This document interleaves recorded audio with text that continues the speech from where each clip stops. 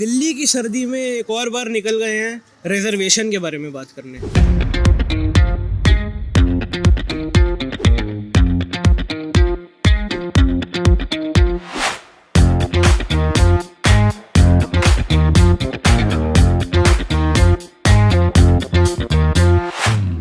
आपको पता है रिजर्वेशन का सिस्टम इंडिपेंडेंस से भी पहले से एग्जिस्ट करता था, जो कि इंट्रोड्यूस किया था 1902 में कोल्हापुर प्रिंसली स्टेट के महाराज राजश्री साहू ने। पहले रिजर्वेशन दी जाती थी सोशल और एजुकेशनल बैकवर्डनेस के बेसिस पर, लेकिन 2019 के 103rd कॉन्स्टिट्यूशनल अमेंडमेंट के बाद इकोनॉमिक बैकवर्डनेस को भी अब कंसिडर किया जाता है, लाइक EWS। इंडिया में 46.5% सीट्स रिजर्व्ड हैं for SC, ST, OBC and EWS in higher education and government job.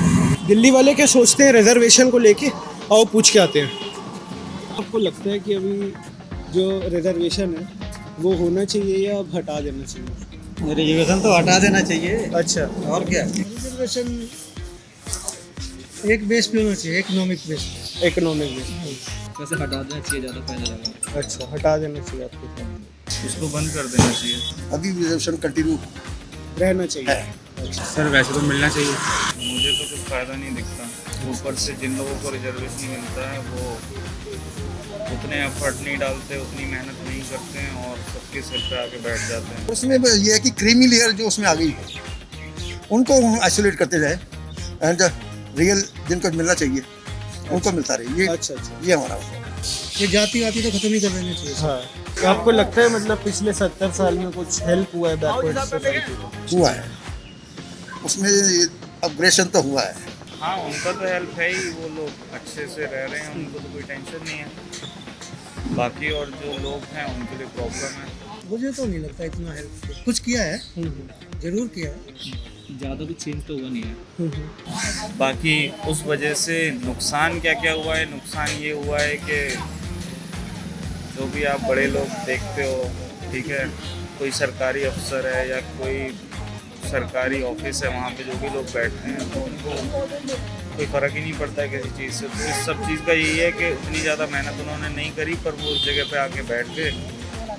और मेन मेरा पॉइंट वही है कहने का। सर किया तो है, लेकिन अभी पूरी तरीके से नहीं हो पाया है।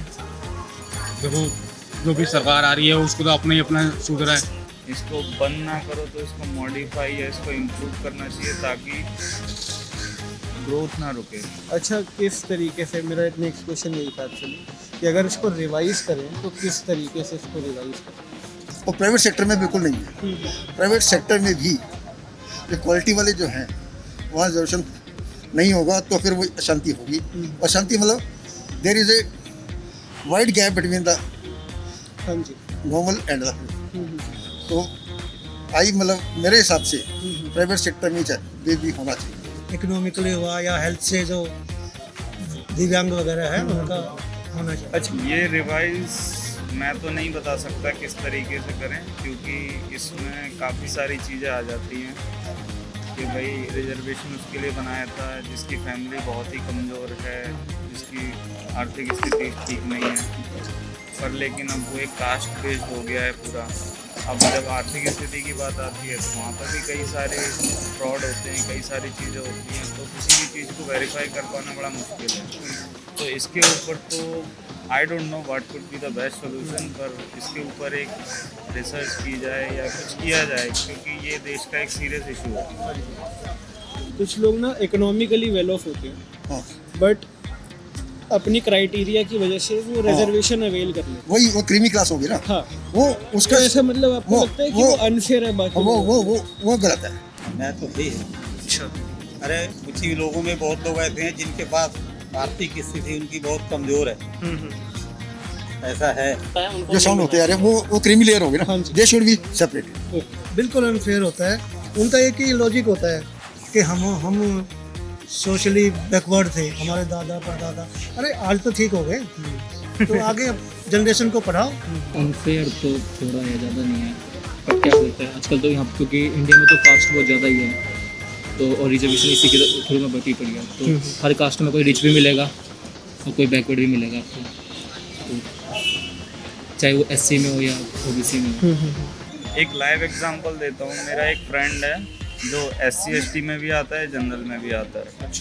अब NIT एक अच्छा है, हाँ। ठीक है, उसको दोनों में सीट मिल रही थी, उसने जनरल से सीट ले ली। अच्छा। तो SC/ST वाली सीट बेकार चलेगी, ठीक है, वो किसी जनरल वाले को नहीं मिली। हाँ जी। तो यहाँ पे लॉस किसका हुआ? जनरल वाले का हुआ, वो भी कुछ कर सकता था। तो ये प्रॉब्लम है अच्छा।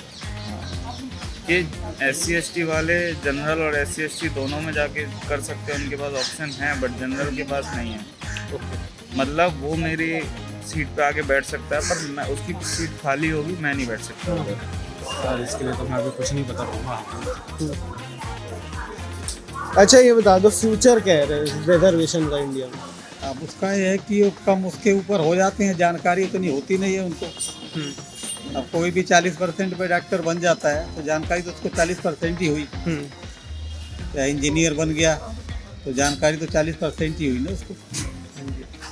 वो तो अपने उसकी वजह से जो सरकार ने दिया हुआ है आरक्षण, उसकी वजह से हुआ है वो।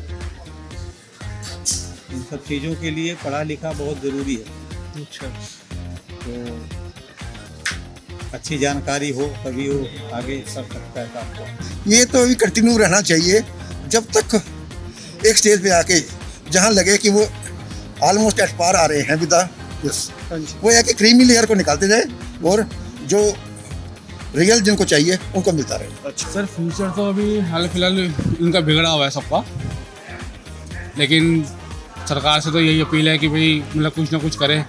फ्यूचर कुछ नहीं है, ये अगर नहीं होगा तो इससे काफ़ी सारी प्रॉब्लम्स क्रिएट होंगी धीरे धीरे। तो लोग जुलूस निकालेंगे, जनरल वाले सड़क पे आ जाएंगे, SC/ST वाले सड़क पे आ जाएंगे। तो यही चलता रहेगा जब तक ये चेंज नहीं होगा। अगर इसको चेंज करते हैं तो SC/ST वालों को पसंद नहीं आता है, तो कुछ एक बड़ा एक्शन तो होना चाहिए। मेरे हिसाब से फ्यूचर तो कुछ नहीं है। लग रहा था ना ऐसा पता नहीं भाई क्या बना क्या नहीं बना यार। एक्चुअली ये टॉपिक थोड़ा सेंसिटिव है ना, तो इसके बारे में लोग बात नहीं करते। दिक्कत सिर्फ इतना है। तो भाई दिल्ली वालों ने तो अपना ओपिनियन बता दिया, थोड़ा मिक्स्ड ओपिनियन था क्योंकि सेंसिटिव टॉपिक है थोड़ा। लेकिन अगर आपको ये वीडियो पसंद आया तो यार लाइक करो, शेयर करो, सब्सक्राइब करो और अपना ओपिनियन बिल्कुल कमेंट करना। Thank you, bye.